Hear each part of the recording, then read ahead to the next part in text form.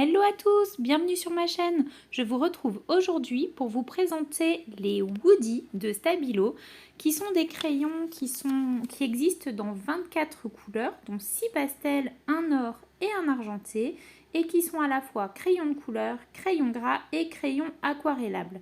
Il est dit qu'ils sont 8 fois plus pigmentés. On va tester aujourd'hui pour faire des fonds. Donc je vous propose 3 solutions différentes pour pouvoir les utiliser.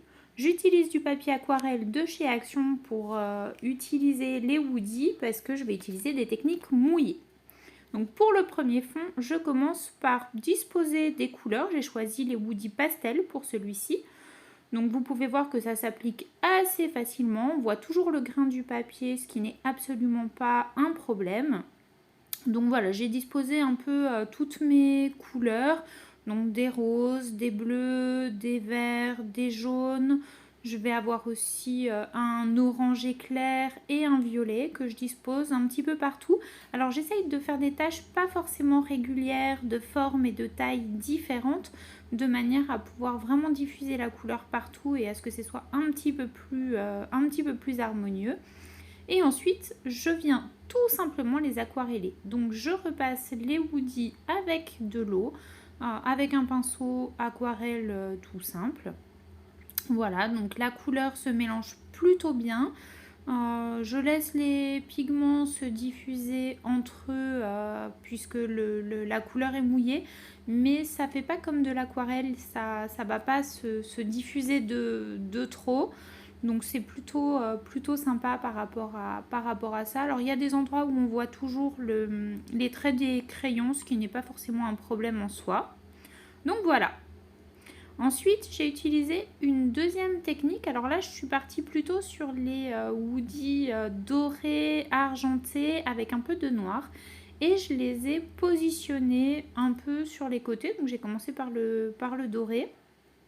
Ensuite, donc je l'ai appliqué pas mal par touche, hein, j'en ai mis un petit peu partout, en couche quand même assez généreuse.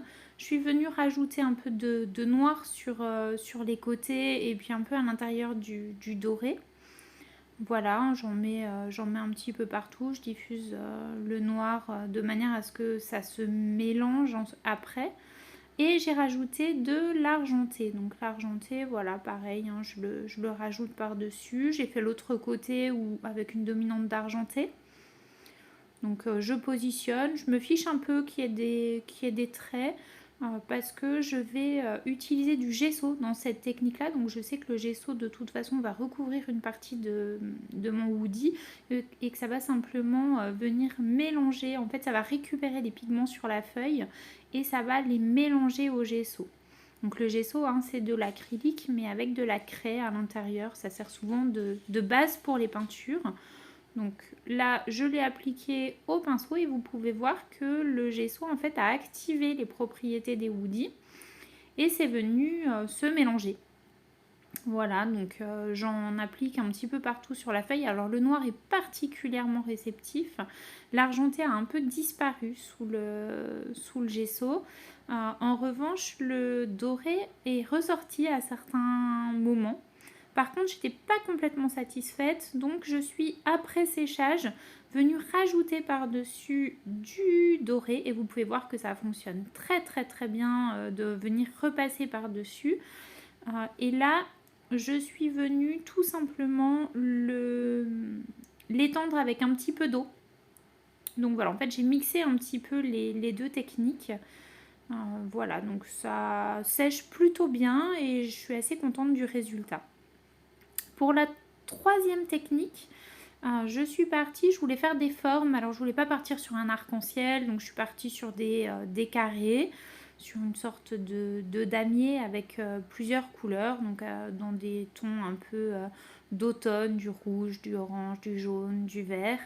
Donc j'ai fait les carrés, je les ai voilà, ici se superposent. J'ai mélangé un petit peu les couleurs sur le bord des carrés de manière à ce que ça fasse pas des lignes trop droites. Et puis j'ai rajouté du pigment petit à petit.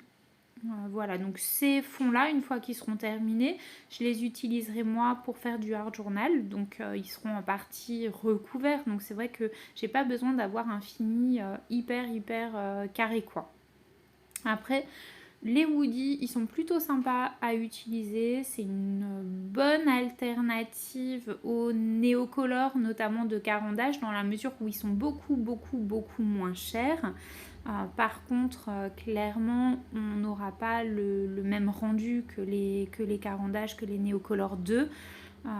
Mais voilà, ça fait le job pour du art journal comme ça. Ça fonctionne pas trop mal et les résultats sont plutôt sympathiques. Effectivement, les Stabilo respectent leurs promesses en termes de pigmentation, donc ils se disent 8 fois plus pigmentés que des crayons de couleur classiques. Et effectivement, quand on les mouille, on retrouve, ils perdent pas de couleur, quoi, hein, la couleur ne s'atténue pas. Ici, je l'ai mélangé avec du liant acrylique. Alors le liant, il a par rapport au gesso la spécificité d'être transparent. Je voulais voir si ça changeait les couleurs. Et effectivement, les couleurs restent très vives avec le liant. Ça marche super bien, ça se mélange hyper bien. Après, hors caméra, je suis venue flouter un petit peu, mais avec les doigts. Donc j'ai pris un peu de liant sur mes doigts et je suis venue flouter les bords entre les carrés. Je trouvais que c'était plus joli. Alors là, j'ai fait une erreur, j'ai pas rincé mon pinceau et du coup j'avais du orange dessus, donc le vert est...